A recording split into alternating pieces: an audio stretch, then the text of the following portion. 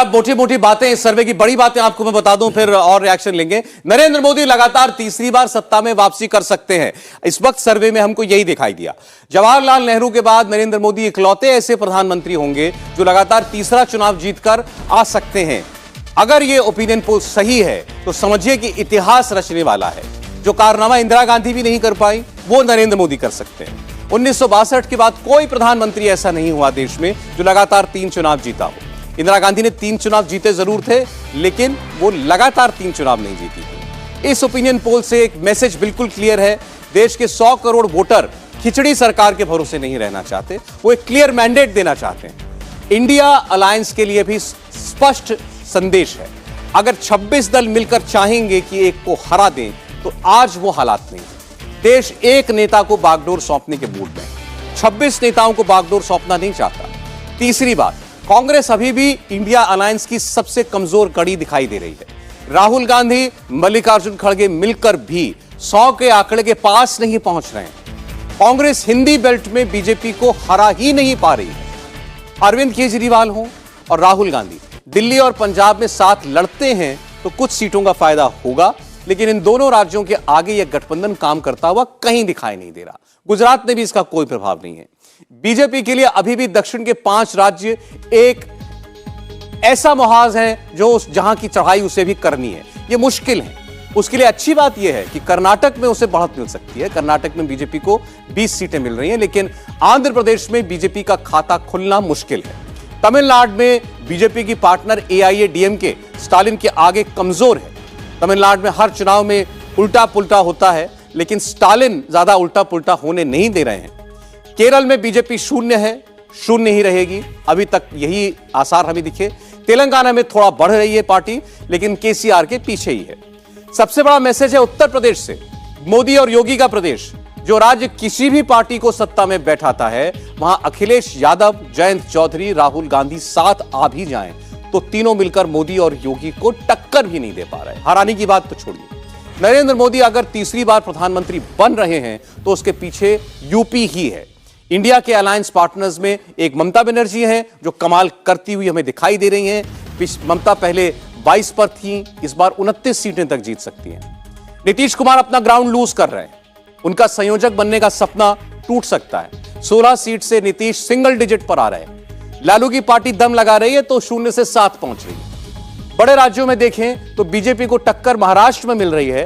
यहां 3 party versus 3 party है, बिल्कुल कांटे की टक्कर। 24-24 सीटों का बंटवारा भी हमें सर्वे में होता हुआ दिखाई दिया। शरद पवार और उद्धव ठाकरे को खारिज करने वाले शायद एक राजनीतिक भूल कर रहे हैं, यह भी इस सर्वे ने हमको बताया है। अब इस सर्वे की सीख क्या है, खासकर ऑपोजिशन अलायंस के लिए? समीर साहब, मुझे तो बस कांग्रेस के लिए एक राहत की बात लग रही है कि विपक्ष का नेता का पद उन्हें मिल जाएगा, जो 2 बार से उनके पास नहीं था, 2014 और 2019 में। इस ओपिनियन पोल से लग रहा है कि कांग्रेस इस स्थिति में आ जाएगी कि 2024 में विपक्ष का नेता लोकसभा में बना पाएगी। भारतीय जनता पार्टी की यहाँ तक बात है तो मुझे लग रहा है भारतीय जनता पार्टी जो 300 प्लस का टारगेट लेके चल रही है, उसी दिशा में सर्वे गया हुआ है। और पहले से भारतीय जनता पार्टी बहुत ज़्यादा कॉन्फिडेंट है, कैडर बहुत आत्मविश्वास से भरपूर है। वो मोदी जी खुद कह चुके हैं कि तीसरी बार आऊँगा तो देश की इकोनॉमी वर्ल्ड की 3rd नंबर की इकोनॉमी बनेगी। तो मुझे लग रहा है भारतीय जनता पार्टी के हिसाब से यह एकदम बराबर है।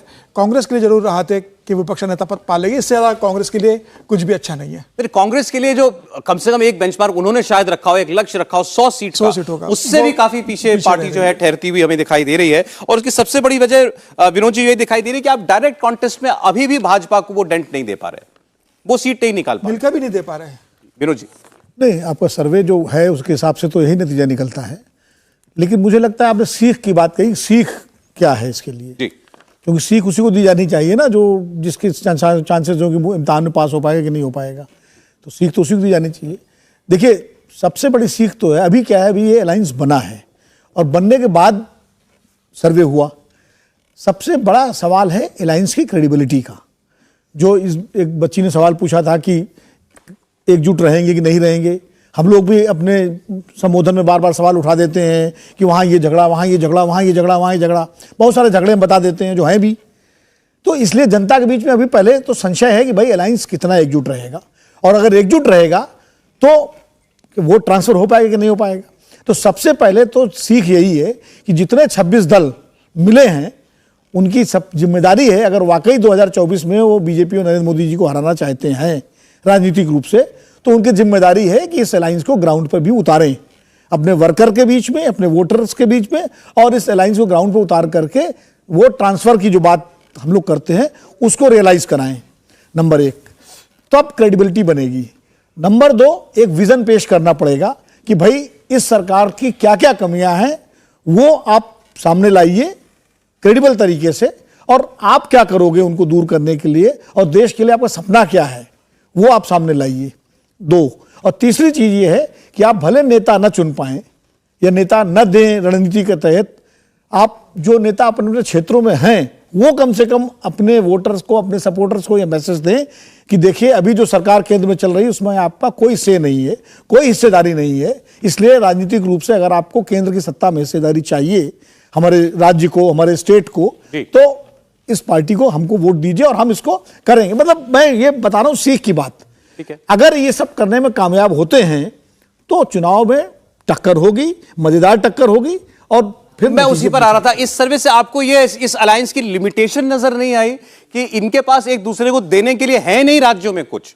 मतलब मैं इंटेंशन की बात नहीं करता, ट्रांसफर की भी बात नहीं करता। सौरभ जी, है क्यों नहीं, मैं बार बार बिहार और महाराष्ट्र को छोड़ करके अगर यूपी में कुछ होगा तो हो, लेकिन किसी और राज्य में और दूसरा कोई है नहीं नाम, कोई और अलायंस पार्टनर नहीं है क्यों नहीं। देखिए मैं बार बार कह रहा हूं, चुनाव हमेशा परसेप्शन बैटल होता है।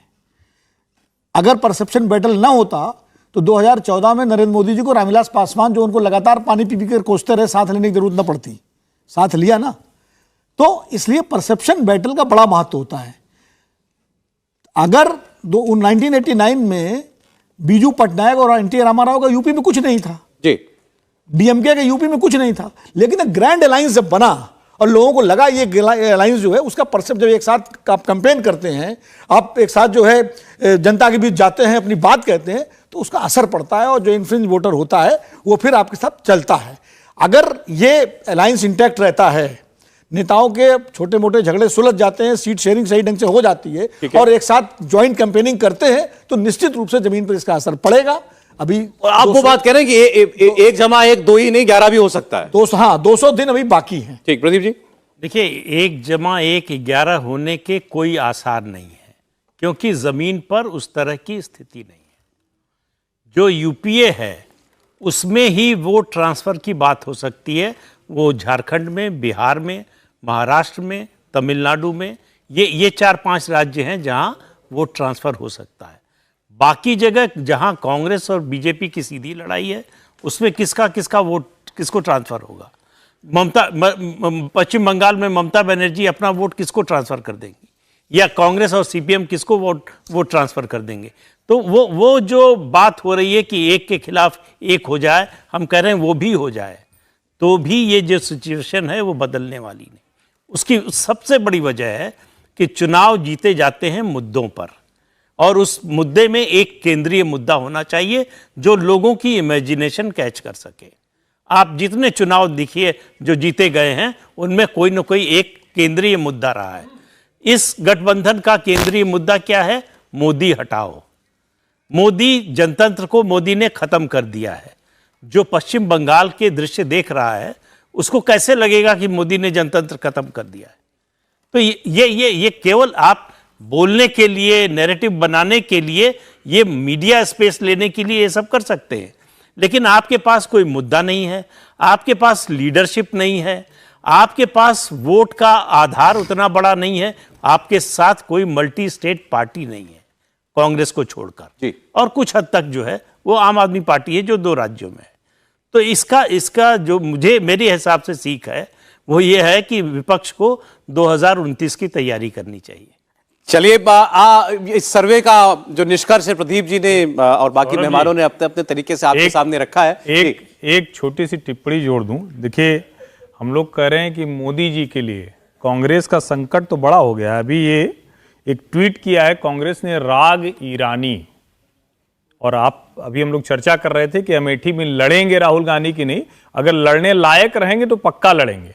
लेकिन स्मृति ईरानी ने जो जवाब दिया है बड़ा रोचक है। फ्रॉम स्मृति हु टू राग ईरानी, यानी जो प्रियंका गांधी कहती थी कि स्मृति ईरानी कौन, पत्रकार ने कहा स्मृति ईरानी उनका कौन, उससे यहां तक आ गए हैं। तो कांग्रेस पार्टी का फोकस समझिए, लिमिटेशन समझिए। ये सर समय बिल्कुल इजाजत नहीं दे रहा है। एक लाइन दरअसल चूंकि यहां पर कोई विपक्ष का प्रवक्ता तो है नहीं, तो मुझे कुछ डेविल्स एडवोकेट का रोल जरूर देना पड़ा। ऐसा नहीं कि मुद्दे नहीं है, बेरोजगारी मुद्दा है, महंगाई मुद्दा है, ठीक है सर, बहुत सारे ओपीएस मुद्दा है, अग्निवीर मुद्दा है, मुद्दे बहुत हैं। अब हमें न दिखाई पड़े मुद्दे वो अलग बात है। आपने बहुत सारी नसीहत भी दी है, तो वो भी उनको मुझे लगता है उस पर भी गौर करना चाहिए, उस अलायंस को और ऑपोजिशन लीडर्स को। बिल्कुल। लेकिन ओपिनियन पोल का मैसेज साफ है, नरेंद्र मोदी के सामने फिलहाल कोई चुनौती नहीं है। अब इसको कैसे लेता है हमारा ऑपोजिशन और ये तमाम पार्टियां 26 दल, इसका और क्या आगे कोई कोर्स करेक्शन करता है ये हमको देखना होगा। बहुत धन्यवाद आप लोगों का हमारे साथ जुड़ने के लिए। स्टूडियो में मौजूद आप लोग, हमारी ऑडियंस, आपका, हमारे मेहमानों का, जो दर्शक हमारे साथ अभी जुड़े हुए हैं, आपको बता दें हमारे मेहमानों के साथ यही मेहमान जुड़ते हैं हमारे साथ हमारे ओपिनियन पोल के नंबर्स पर। आगे हम बात करेंगे।